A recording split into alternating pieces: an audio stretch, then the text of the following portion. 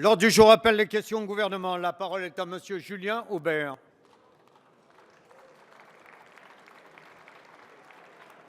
Monsieur le Premier ministre, hier, 5 serviteurs de la France sont morts. Hier, en effet, une avalanche en Savoie a fait 13 victimes dans les rangs de la Légion étrangère, 5 disparus et 8 soldats blessés.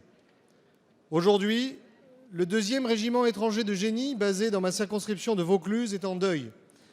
Cet événement tragique, qui a eu lieu au cours d'une sortie d'entraînement en montagne, à Valfréjus en Savoie, frappe de plein fouet la petite commune rurale de Saint-Christol, qui accueille la base de ce régiment, mais aussi tout le plateau d'Albion et plus largement le département de Vaucluse. Je ne pense pas déformer la pensée des Vauclusiens en disant que nous sommes tous fiers d'accueillir sur notre territoire ces hommes prêts à mourir pour la France, alors que nombre d'entre eux ne sont pourtant pas français. Monsieur le Premier ministre, depuis sa création en 1999, ce n'est hélas pas la première fois que le Deuxième Reich paye le prix du sang au service de l'intérêt supérieur de notre nation. Avant ce drame, 4 légionnaires avaient perdu la vie en Afghanistan entre 2010 et 2012.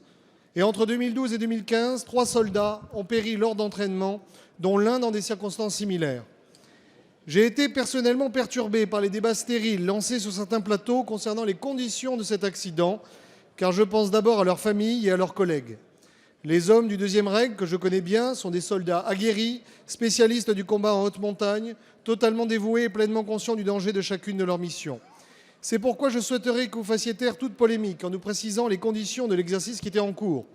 Pouvez-vous nous confirmer que ce drame est bien la conséquence d'un accident et non pas d'une impréparation? L'honneur de ce régiment d'élite est en jeu. Je souhaiterais également que vous informiez la représentation nationale sur les dispositions que le gouvernement entend prendre à l'égard de ceux qui pleurent aujourd'hui un père, un mari ou un ami.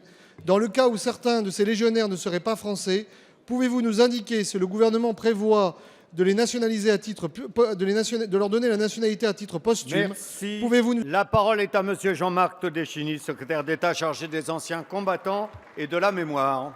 Oui, Monsieur le Président, Mesdames et Messieurs les députés, Monsieur le député Aubert, effectivement, vous l'avez dit, les légionnaires ont payé encore un lourd tribut hier dans le cadre de leur préparation. Une avalanche a emporté 11 d'entre eux, 5 ont trouvé la mort et 2 sont toujours dans un état grave, hospitalisés. Le ministre de la Défense, Jean-Yves Le Drian, est toujours sur les lieux en ce moment. Nos pensées, bien sûr, vont, comme vous l'avez dit, à leurs familles, mais aussi aux blessés qui sont hospitalisés.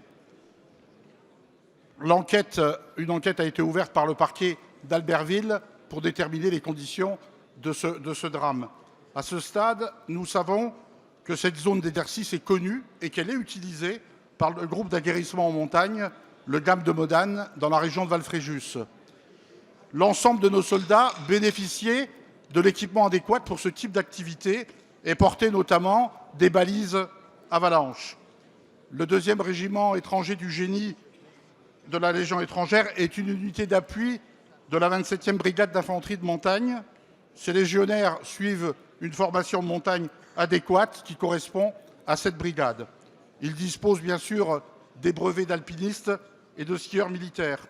Enfin, je peux vous garantir que les qualifications d'encadrement nécessaires étaient réunies. Le groupe disposait de 3 chefs de détachement et de plusieurs aides-moniteurs.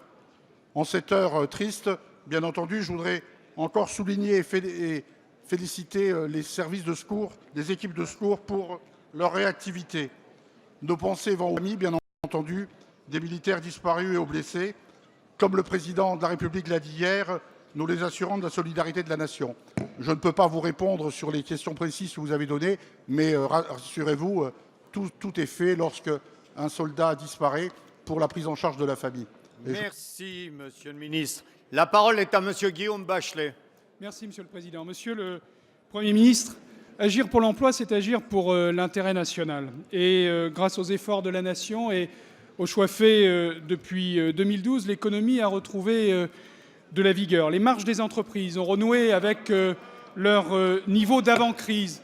Le coût du travail dans l'industrie est désormais plus bas qu'en Allemagne. Et le déficit commercial se réduit après 10 années de décrochage de notre balance commerciale sous la précédente majorité. Ces capacités d'investissement doivent maintenant se traduire en embauches. Car si la croissance a redémarré à un niveau inédit depuis 5 ans, et avec elle le rythme des créations d'emplois, elle est encore trop faible pour faire diminuer durablement le chômage. Alors pour conforter et amplifier l'action, le président de la République a présenté hier un plan d'urgence pour l'emploi, plan pour la croissance économique et pour notre modèle social. Il répond à 3 défis concrets. Les entreprises ont besoin que leur compétitivité soit consolidée. C'est la prime à l'embauche pour les PME. C'est la stabilité et la lisibilité, qu'il s'agisse du CICE ou du droit du travail. C'est l'évaluation du pacte de responsabilité, car dans un pacte, mes chers collègues, tous les acteurs doivent respecter leurs engagements.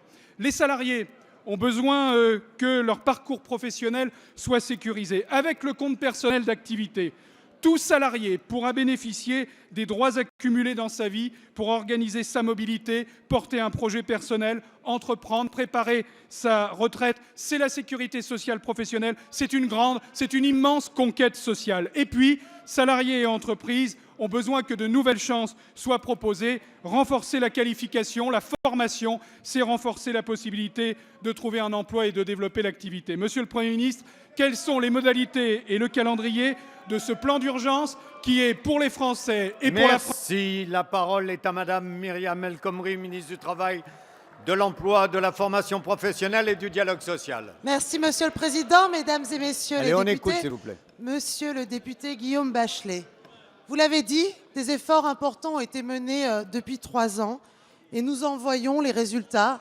Le regain de compétitivité, les créations nettes d'emplois après plusieurs années de